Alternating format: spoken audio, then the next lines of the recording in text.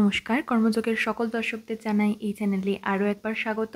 আজকের ভিডিওটায় প্রধানত নিয়োগ সংক্রান্ত বিষয়ে যে সকল গুরুত্বপূর্ণ তথ্যগুলি এই মুহূর্তে উঠে আসছে সেগুলো আমি আপনাদের সাথে শেয়ার করব, তাই ভিডিওটা একটু স্কিপ না করে পুরোপুরি দেখার জন্য অনুরোধ রইল। সম্প্রতি 2014 সালের টেট বাতিল না করে কেন শুধু 2016 সালের নিয়োগ প্রক্রিয়া বাতিল করা হয়েছে সেই নিয়ে প্রাথমিকে 32,000 চাকরি বাতিলের মামলায় প্রশ্ন উঠেছে কলকাতা হাইকোর্টে। প্রশ্ন তুলেছেন চাকরিহারাদের আইনজীবী অনিন্দ্য মিত্র।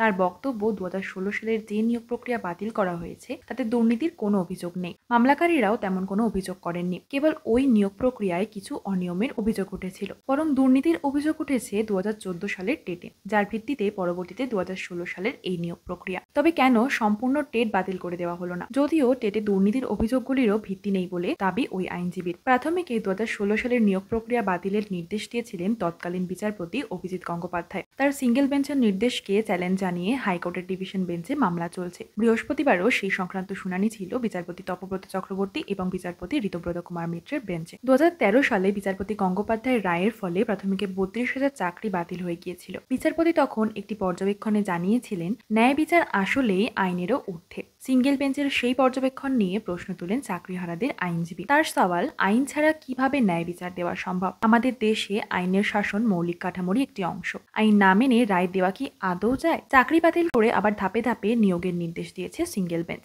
এটা করা যায় কিনা তা নিয়েও প্রশ্ন তোলেন আইনজীবী আরও জানান যে 42,949 জন শিক্ষকের মধ্যে রায়ে প্রথমে 36,000 চাকরি বাতিলের কথা হয়েছিল। পরে মামলাকারীরা জানান 36 নয়, সংখ্যাটি 32,000 হবে। সিঙ্গেল বেঞ্চের বিচারপতিও সেটাই করে দেন, যাচাই করেও দেখেননি। এই সংক্রান্ত শুনানি এখনো শেষ হয়নি। আগামী সোমবার এই মামলা শুনবে ডিভিশন বেঞ্চ। অপরদিকে গত মঙ্গলবার 2025 এসএসসি নিয়োগের পরীক্ষার নোটিফিকেশনের চ্যালেঞ্জ মামলা শুনানি ছিল কলকাতা হাইকোর্টে। সেই মামলায় হাইকোর্টের বিচারপতি সৌগত ভট্টাচার্য প্রশ্ন করেন যে নতুন বিধি এনে কেন জটিলতা তৈরি করা হচ্ছে। তিনি আরো প্রশ্ন করেন, বিচারপতি চিহ্নিত অযোগ্যদের কেন নতুন নিয়োগে বারণ করা হলো না? সুপ্রিম কোর্ট স্পষ্ট করে বলে দিয়েছে যে পুরনো বিধি অনুযায়ী নিয়োগ করা হবে। কলকাতা হাইকোর্টের আইনজীবী সুদীপ্ত দাশগুপ্ত 2025 সালের এসএসসি শুনানি প্রসঙ্গে জানিয়েছেন, 31শে ডিসেম্বরের মধ্যে শেষ করতে হবে এই সমস্ত রিক্রুটমেন্ট প্রক্রিয়া। হাইকোর্টের এবং সুপ্রিম কোর্টের নির্দেশনামাকে অমান্য করে যারা টেন্টেড তাদের বসে দেওয়ার সুযোগ করে দেওয়া হয়, যা ভ্যাকেন্সি 2016-তে ছিল, এবং তা যোগ করে তার যে নতুন যারা ক্যান্ডিডেট তাদের বসার সুযোগ দেওয়া হচ্ছে।